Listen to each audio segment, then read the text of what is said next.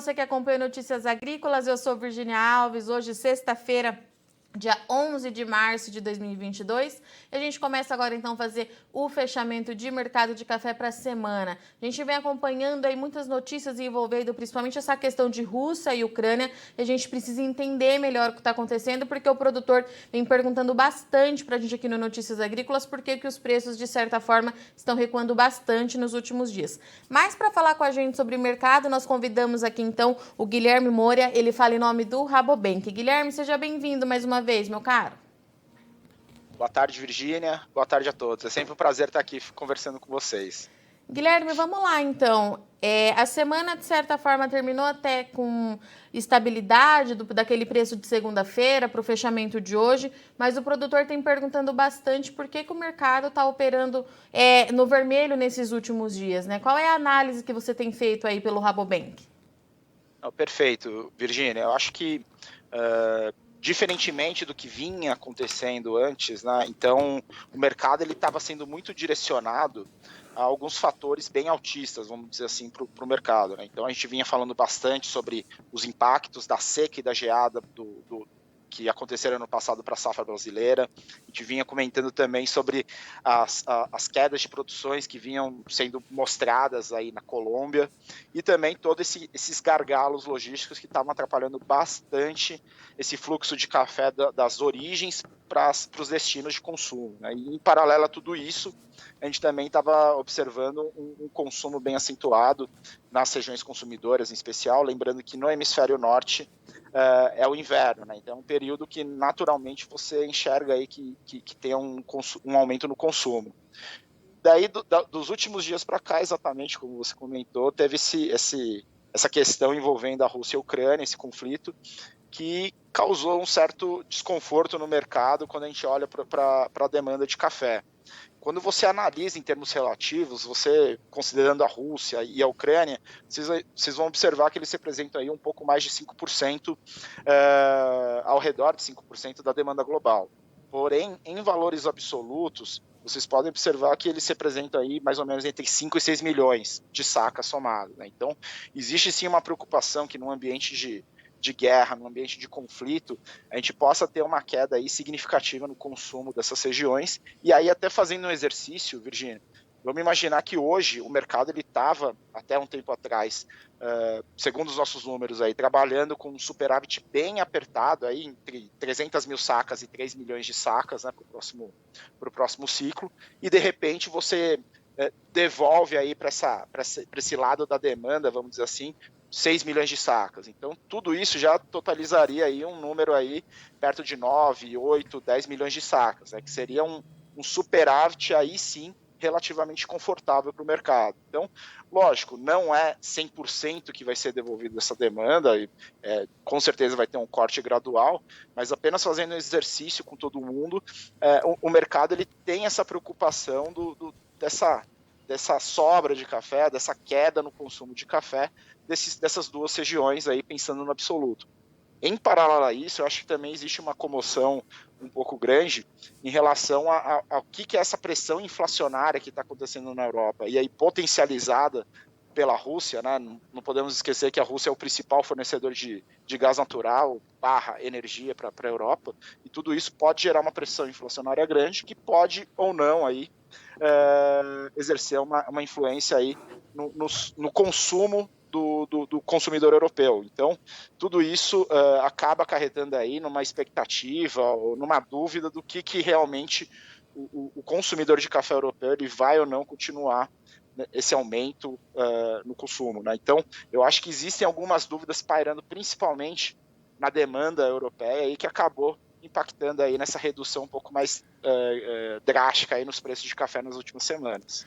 E, Guilherme, é muito interessante quando a gente fala do mercado de café, porque há pouco mais de 20 dias atrás, a gente estava tendo aquele cenário de muitas dúvidas também, né? Muita questão de produção, enfim, como é que a safra estava se desenvolvendo aqui no Brasil. E agora a gente entra nesse cenário de preço, de mercado pressionado, e de novo por questões que a gente vai ter que esperar para saber o que de fato vai acontecer. É isso mesmo?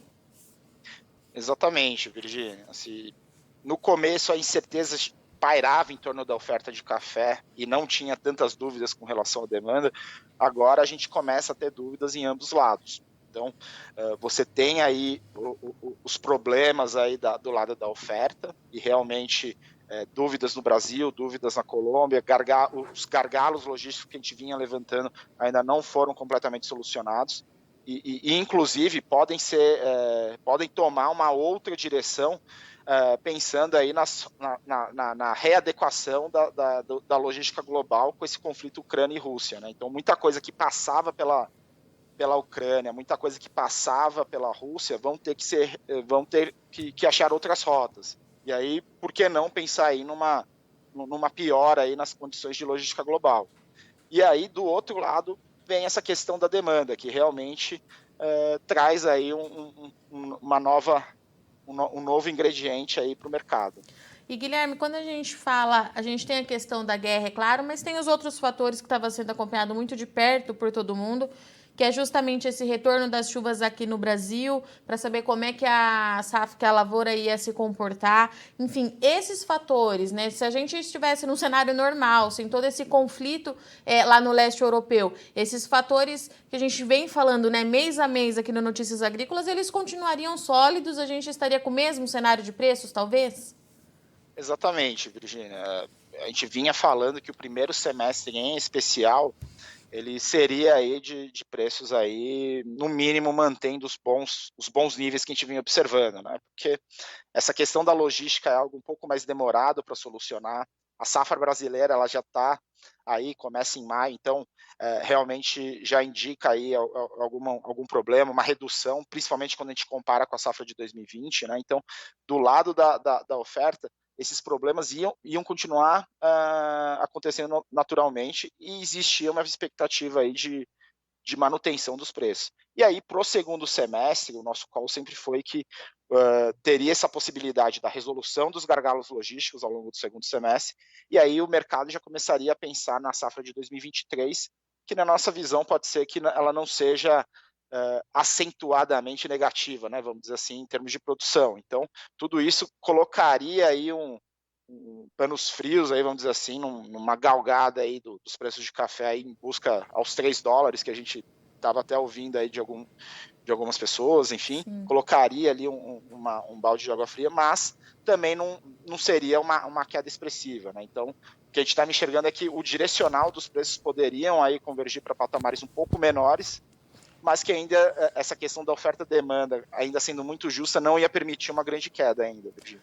Pois é, não bateu os $3, mas bateu em 2,50, né, Guilherme? Teve alguns dias aí de mercado bastante intenso. E o que eu queria te perguntar é o seguinte, como é que ficou, né, nesses últimos dias, 15 dias de guerra, nós temos que esse preço caindo, mercado mais travado, produtor esperando para ver o que vai acontecer. Como é que ficou essas 2 últimas semanas, Guilherme?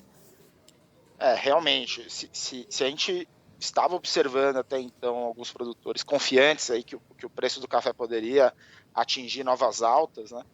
Agora que o preço do café deu essa recuada e diante de um cenário de muita incerteza, o produtor naturalmente ele quer esperar um pouco mais e entender o que vai acontecer no futuro, né? Então vai ser natural um pouco o mercado aí vendedor um pouco mais travado nesse momento, né? Uhum. E aí o produtor com pouco apetite para vender a sua produção, uma vez que ele já viu o preço do café aí acima dos R$1.500, né?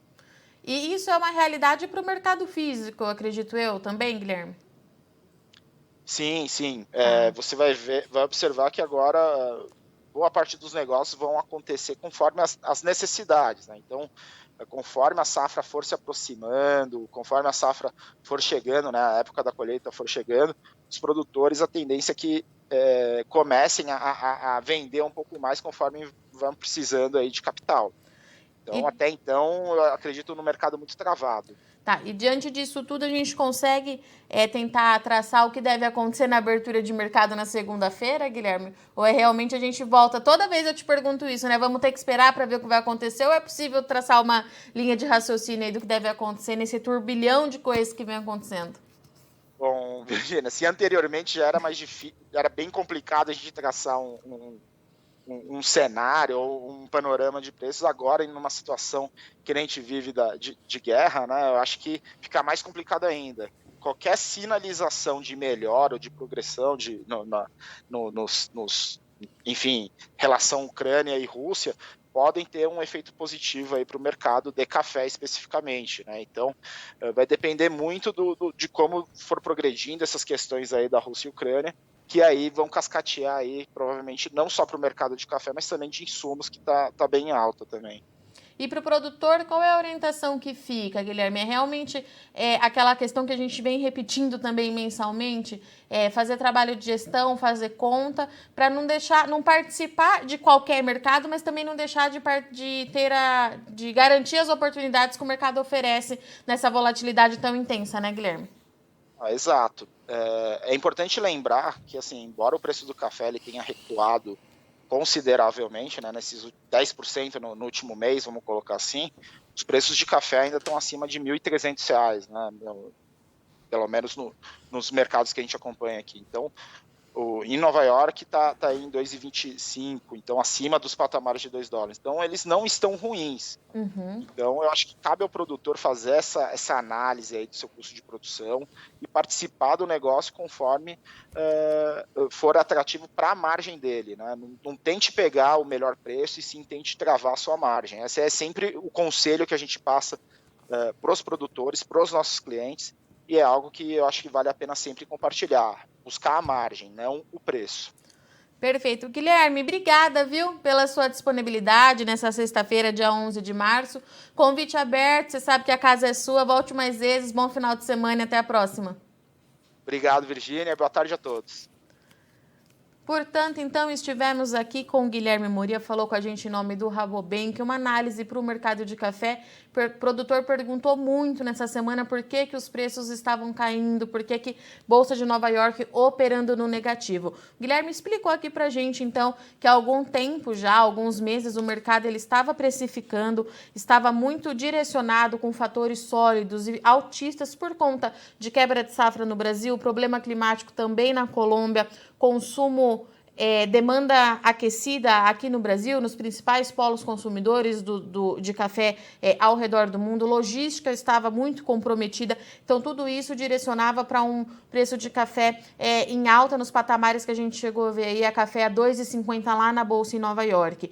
Porém, há 15 dias a gente tem uma situação de guerra, um cenário de guerra entre Rússia e Ucrânia que movimentou todos os setores financeiros, inclusive o mercado de café. Para o café, como você já acompanhou aqui no Notícias Agrícolas, a preocupação é com o consumo da bebida. Rússia e Ucrânia consomem uma média aí de entre 5 e 6 milhões de sacas de café por ano. Isso traz bastante preocupação porque é um número expressivo, um número significativo. Isso tem pressionado bastante as cotações na Bolsa em Nova York e, consequentemente, travam também os negócios aqui no Brasil. Para o produtor, mais uma vez, o Guilherme trouxe aqui para a gente que é importante acompanhar o mercado de perto, fazer a sua margem de lucro, fazer as contas para saber qual é o preço que você precisa ter para garantir sua rentabilidade e não deixar de participar de um mercado que, apesar das quedas dos últimos dias, continua oferecendo boas oportunidades com café acima de $2 lá na Bolsa em Nova York. Bom, eu agradeço a companhia, mas antes de finalizar, daqui a pouquinho, às 16 horas, o C-Café vai estar divulgando, então, o relatório de exportação referente ao mês de fevereiro. A gente sabe que o problema logístico é um problema que continua afetando bastante todo o setor exportador do Brasil. Não é diferente com o café. O Brasil no ano passado sofreu bastante. Então, o relatório sai às 16 horas, mas às 17h15 o C-Café está aqui no Notícias Agrícolas para a gente debater um pouquinho e saber como é que foi esse último mês. E eu te espero, tá bom? Até já já. Participe das nossas mídias sociais no Facebook Notícias Agrícolas, no Instagram @Notícias Agrícolas e em nosso Twitter @Noteagri. E para assistir todos os vídeos, se inscreva no YouTube, na Twitch, no Notícias Agrícolas Oficial.